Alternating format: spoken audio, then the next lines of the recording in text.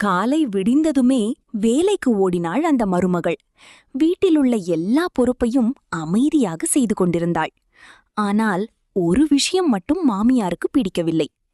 எப்போதும் குழந்தையை தூக்கிக் கொண்டே இருப்பாள் அந்த மருமகள். எப்ப பார்த்தாலும் குழந்தைய தூக்கிக்கிட்டு தான் இருக்க, வேலை செய்ய தெரியாதா என்று தினமும் கோபமாக திட்டுவார் மாமியார். மருமகள் மட்டும் சிரித்தபடி, குழந்தை கீழே விட்டா அழுதுவிடுமம்மா என்று மெதுவாக சொல்வாள். ஒரு நாள் அதிக காய்ச்சலால் மருமகள் படுக்கையிலேயே இருந்தாள். அந்த நாள் குழந்தை தொடர்ந்து அழ ஆரம்பித்தது. மாமியார் எவ்வளவு சமாதானப்படுத்தினாலும் குழந்தை அமைதியாகவில்லை.